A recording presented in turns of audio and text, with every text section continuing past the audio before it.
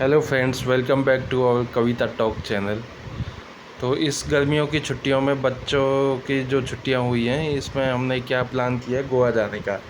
तो बच्चे बड़े हो गए हैं, हमने सोचा कि बच्चों को अभी कहीं और शिफ्ट कर देते हैं। तो हमारे जो भाई हैं ग्वालियर में रहते हैं और उनकी वाइफ, तो उन्होंने बच्चों को अपने पास बुला लिया और हमने दोनों ने गोवा जाने का प्लान बनाया। एक्चुअली हमें देखने जाना था अपना घर, काफ़ी टाइम हो गया था पुणे में अपने घर को देखे हुए। तो उसके बाद फिर हमने गोवा जाने का भी प्लान बना लिया। मैंने कहा चलो 6-7 दिन गोवा घूमेंगे, फिर उसके बाद वहीं से वहीं अपने पुणे चले जाएंगे और अपने फ्लैट वगैरह को देख के आ जाएंगे। तो हम फ्लाइट से ही हमने आना जाना किया। इस वीडियो में मैं आपको ना बहुत सारी ऐसी चीज़ें बताने वाला हूँ, मतलब आप लास्ट तक देखना। मैं आपको बहुत सारी ऐसी जानकारी दूंगा जो आपको गोवा के लिए बहुत ज़रूरी होगी। तो सबसे पहले मैं आपको मतलब सजेस्ट करूंगा कि आप प्लेन से ही जाओ अगर आप दिल्ली से जा रहे हो, क्योंकि आप ट्रेन में ना थक जाओगे। कम से कम आपको 36 घंटे लग सकते हैं वहाँ पे पहुँचने में। तो चाहे दुरंतो हो चाहे कोई भी हो, मतलब आपको जो सफ़र प्लेन में मिलेगा वो, और पहले से प्लानिंग करोगे तो शायद आपको टिकट भी सस्ती मिल जाए। हमने तो एक साथ मतलब इमीडिएट प्लानिंग की थी। बट अगर आप ट्रेन को एंजॉय करते हो तो हो सकता है कि आपको ट्रेन वाला सफ़र ज़्यादा अच्छा लगे। ये मतलब सबकी अपनी अपनी चॉइस के ऊपर डिपेंड करता है। अगर आपके दोस्त बहुत ज़्यादा हैं, आप उनके साथ सफ़र को भी एंजॉय करना चाहते हो, तो हो सकता है कि आपको ट्रेन का अच्छा पड़े।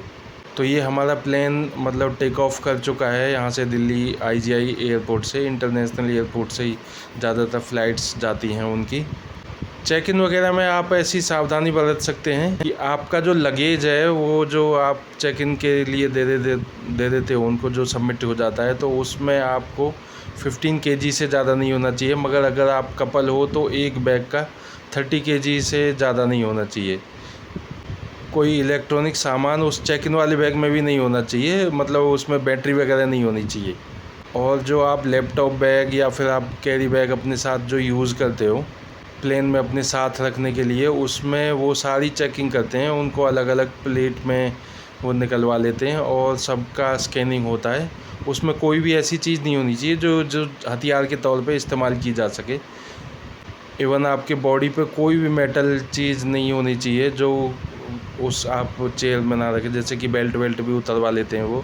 और कोई भी मेटल की चीज़ हो, कॉइन वगैरह, वो सब निकाल के आपको उसमें रखना पड़ता है, प्लेट जो वो स्कैन करते हैं। तो अब हम शायद गोवा पहुंच चुके हैं। यहाँ से आप देख सकते हैं हमारा प्लेन लैंड कर चुका है। और अब बात आ गई कि जो एयरपोर्ट है उनका, गोवा में एक्चुअली 2 एयरपोर्ट हैं। तो एक डॉबलिम एयरपोर्ट है और एक है जो कि साउथ गोवा में पड़ता है, और एक मोपा इंटरनेशनल एयरपोर्ट है जो कि मनोहर लाल, जो इनके मुख्यमंत्री रहे थे, हमारे बहुत रेस्पेक्टेड बंदे थे, तो उनके नाम पे उनका नाम पड़ा है मोपा, गॉक्स करके उसका कोड है एयरपोर्ट का। तो वहाँ पे आपको एक्चुअली जाना होगा।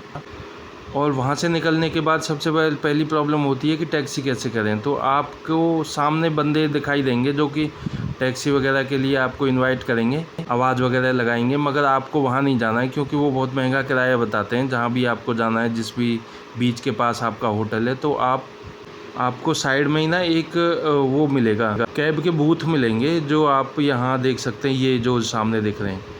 उन पे जाके देखो तो वहाँ पे 3-4 काउंटर हैं। वहाँ पे आप एक एक करके सबसे इंक्वायरी करके बार्गेनिंग कर सकते हो। तो कोई आपको ज़्यादा रेट बताएगा, कोई कम बताएगा, जो सबसे कम बताए आप उसमें जा सकते हो।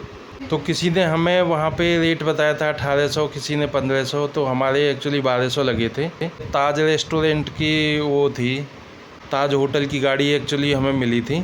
जो ड्राइवर थे बहुत अच्छे बंदे थे, उन्होंने हमें बिना किसी परेशानी के हमारे कोंडोलिम जो बीच था, कलंगुटे बीच था हमारा, तो उसके पास हमारा होटल था, तो वहाँ पे इजीली उन्होंने ड्रॉप कर दिया था। ये आप देख सकते हो।